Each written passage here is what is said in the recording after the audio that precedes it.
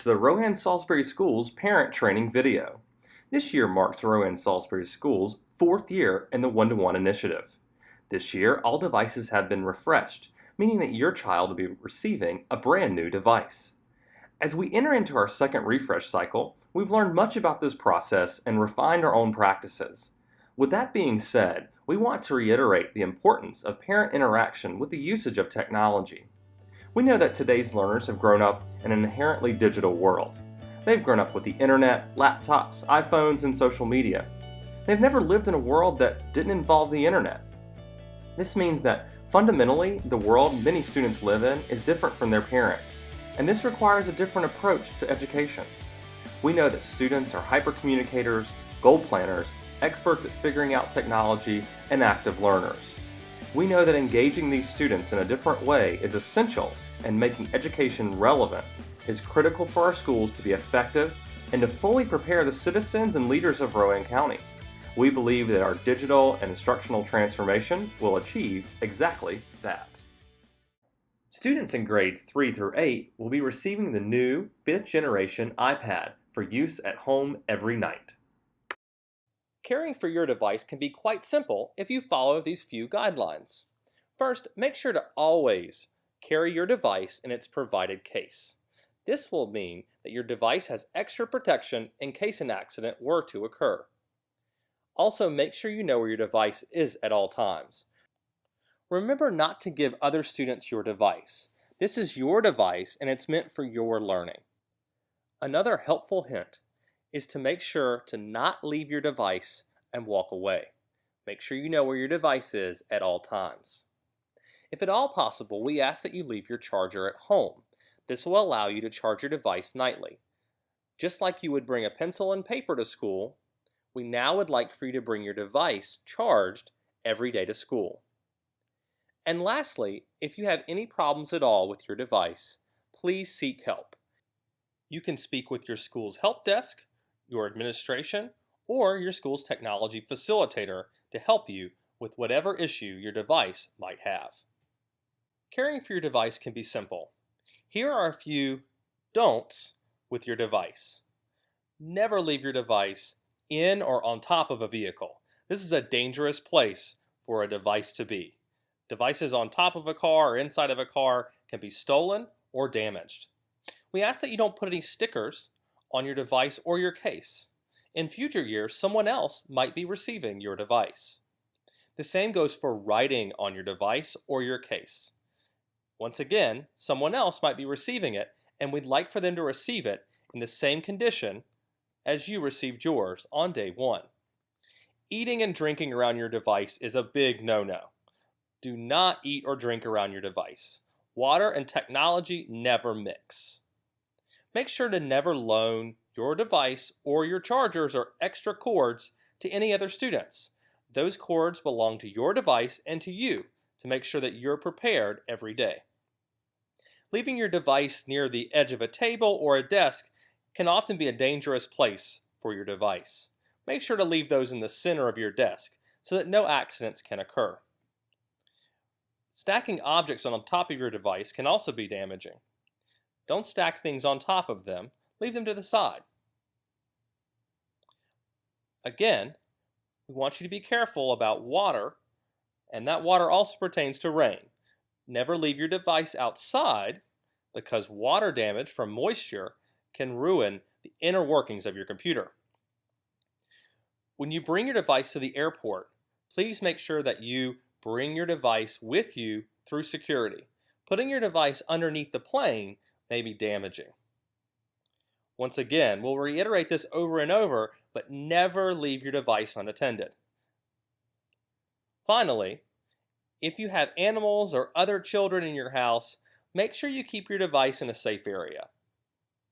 Backing up your files is really important. We all know that occasionally technology can fail. It is the responsibility of every student in Rowan-Salisbury Schools to back up their files. There are lots of different options for backing up your files, and your classroom teacher will help you with that. Just to mention a few, with any of our devices in Rowan-Salisbury Schools, iCloud can be used as a way to back up information and images. You can also use our school's learning management system, which is Schoology, which has a resource folder built in which will allow you to have a digital locker. You can also use your new Google account as a way to store information, or if you'd like, you can have a physical backup of your data. It's important to note that Rowan-Salisbury Schools will now have its own App Store. Students will not have access to download personal apps from the Apple App Store. Instead, teachers will recommend apps to be placed in the Rowan-Salisbury School's App Store. This will ensure that students use their iPads for educational purposes. Our next segment looks at internet safety and usage in our schools. When your student goes to a Rowan-Salisbury school and connects with their device to our internet, they're being filtered through our network firewall and cloud management solution. This allows us to block content based upon keywords and images. When your child brings their device home, their internet is still filtered through a program called Zscaler, which is offered from the North Carolina Department of Public Instruction.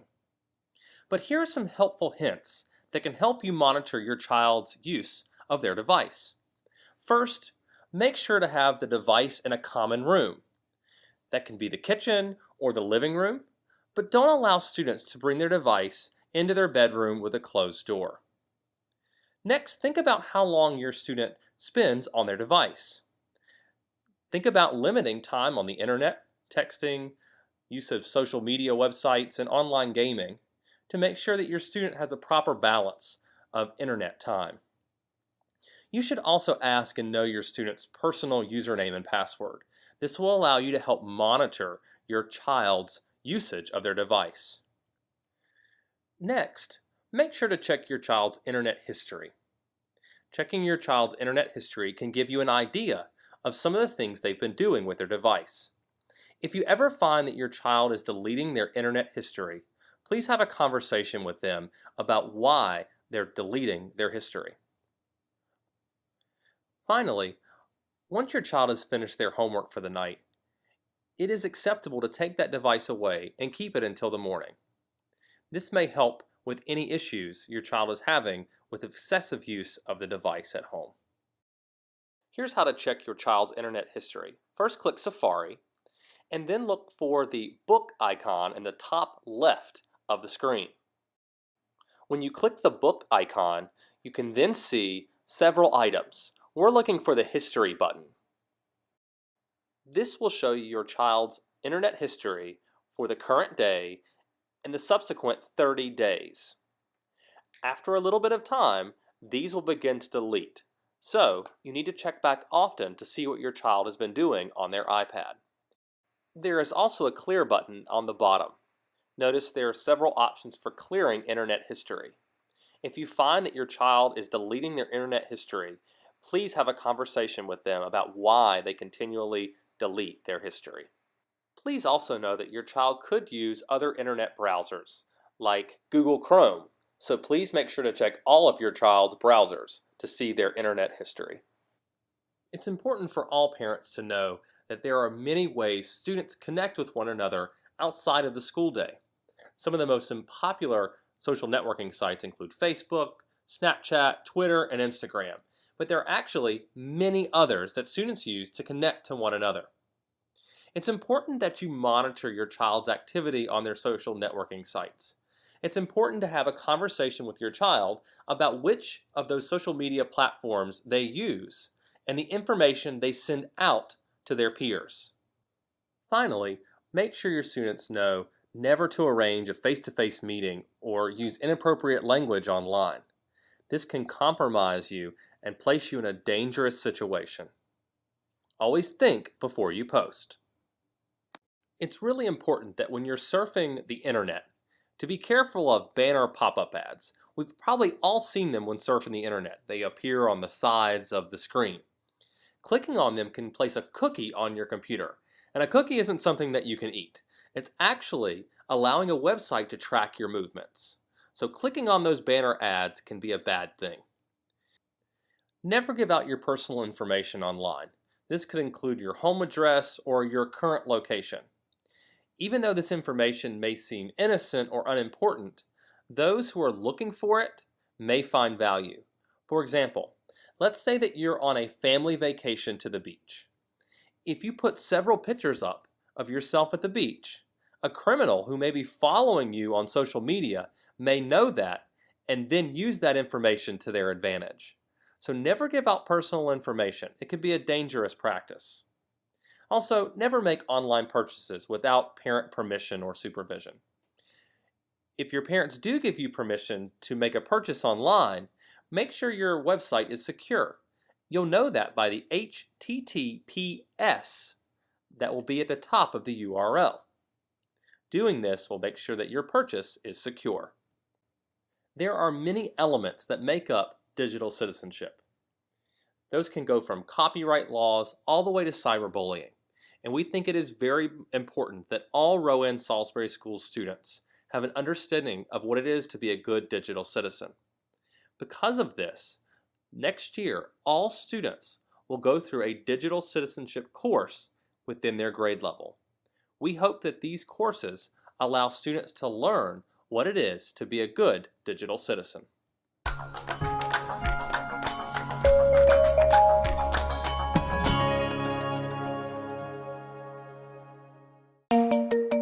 There's nothing more fascinating than watching a child grow and learn. Early development is a time of incredible discovery and curiosity. And as a dad of 2 daughters, I know that if you blink, you've missed something. Not only do kids undergo incredible physical growth, but their brains change dramatically too, forming new connections and rewiring repeatedly throughout childhood. Depending on your child's age, you're probably keeping an eye out for milestones around things like gross and fine motor skills, speech and language development, cognitive development, and social skills. Kids of all ages need a variety of experiences and personal connections to grow. But what about media and technology? What role should they play in the kids' development? That's an important question for parents to consider. Think about the TV shows and personalities that made an impression on you as a kid. The musical Muppets of Sesame Street, Mr. Rogers and his Classic Questions, or the catchy lyrics of Schoolhouse Rock. These pioneering programs recognize the importance of actively engaging the viewer. But today, screen time goes way beyond just television. Mobile devices give kids 24/7 access to media, and not everything out there is educational. That said, media and technology can support your child's growth when used wisely and integrated thoughtfully. 21st century learning is not about what to learn, but rather how to learn. In encouraging lifelong learning, many educators categorize these skills into what they call the 4 C's: communication, critical thinking, collaboration, and creativity. There are tons of ways to explore and connect with the world around us. And today's kids can learn teamwork skills and make connections outside their immediate circle. They can work and play together in innovative ways. They can become an author, a musician, even an artist, all with a click of a button. And they can share their work literally across the world. While games and apps shouldn't be considered replacements for old school activities, some of them can get kids off the couch and moving their bodies. Digital devices can also enhance learning with visuals and audio support. Adaptive technology can support learners with particular needs by allowing for targeted, individualized learning. And besides the fundamentals of the ABCs and the 1, 2, 3s, media can highlight positive social interactions, like cooperation, or how to identify and express emotions. And finally, some games can even help kids with problem solving, reasoning, and even logic. Our children are digital natives. They'll never know a world without screens. So how can we best prepare them for a media-filled world, whether in school or in life? How can we help them harness the power and potential of technology? The key is a healthy relationship with media. So it's never too early for parents to consider the following questions. When do I introduce media and devices? What's the right balance of screen time and non-media activities? Where can I find age-appropriate and high-quality content? And how can I teach digital literacy skills and digital citizenship? Remember, you're the expert. You're the best model and teacher for your child. And you don't want screen time to replace real face-to-face interactions. So get creative, have fun, and find ways to enhance your relationship with your kids by exploring, discovering, and learning together. And if you need us, we're here to help.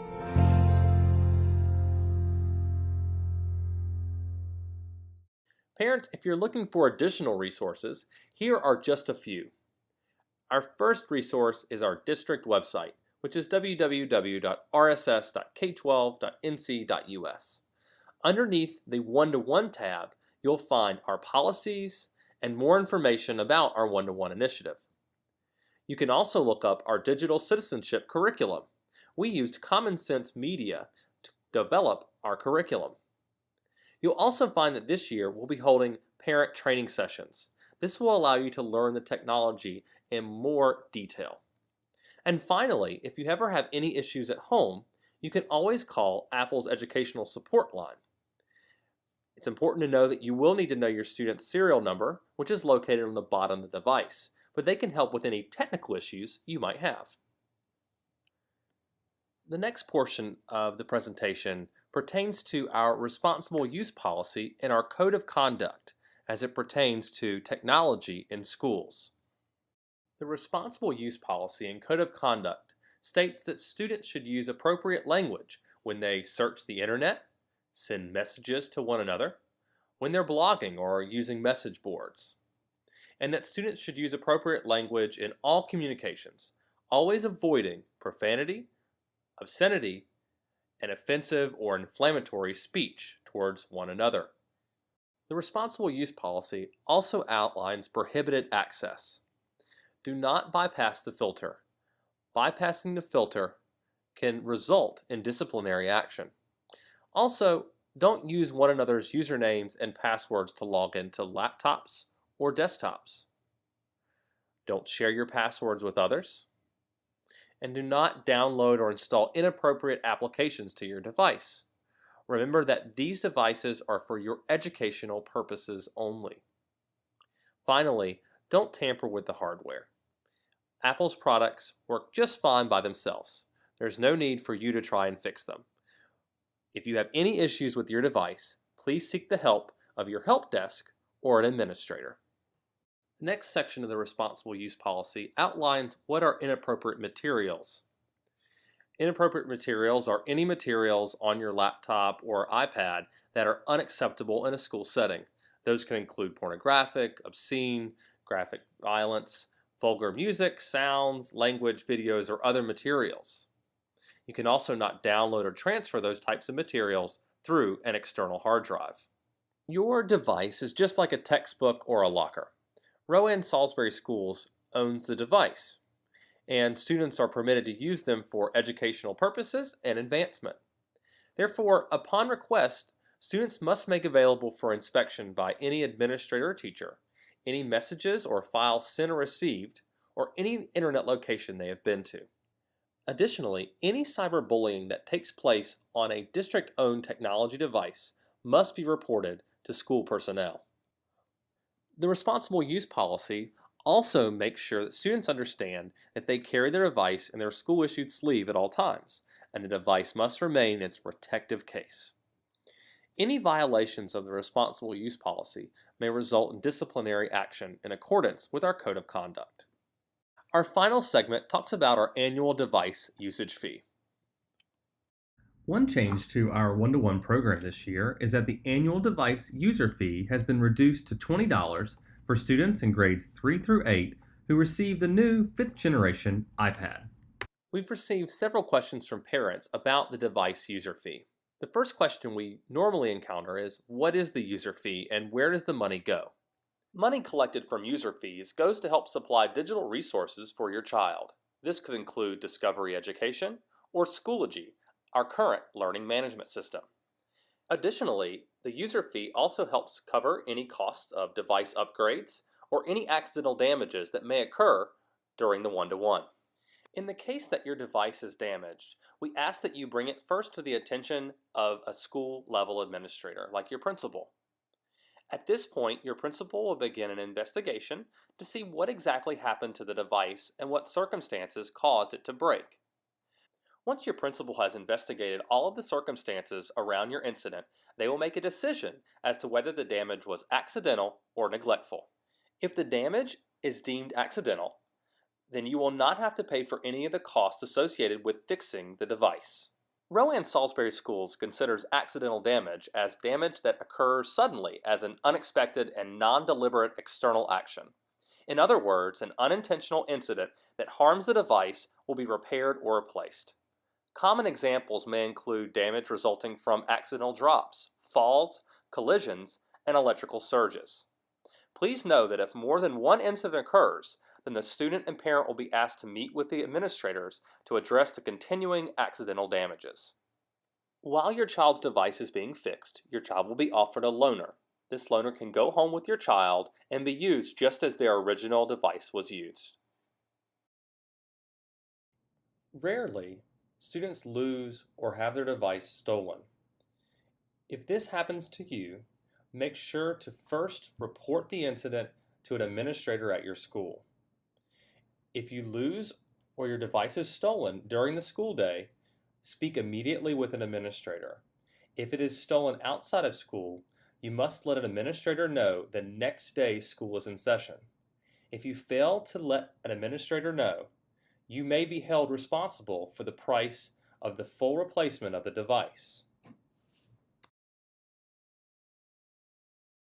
Damage that occurs as a result of the violation of the responsible use policy is the responsibility of the student and parent. For example, damage that is a result of negligence or abuse. This can include leaving your computer in your car, throwing your device, running down the hall without its proper case, eating or drinking around your device, damage to your device because of a fight, or any damage that may occur to your device if you lend it to someone else. And finally, if you lose the device, it will be the responsibility of the parent and student to replace it. Average cost of replacement parts for MacBook Airs and iPads are variable and depend on the model and extent of damage. If damage occurs due to neglect, the child will be notified of the damages and specific charges associated with the replacement. To find out the exact costs of different items on either device, please visit our district's website at www.rss.k12.nc.us and look for the one-to-one link on the home page. We look forward to the learning experiences offered because of our district's one-to-one initiative. Please let us know if you have any questions, and have a great school year. We are Rowan-Salisbury Schools, and we are on the move.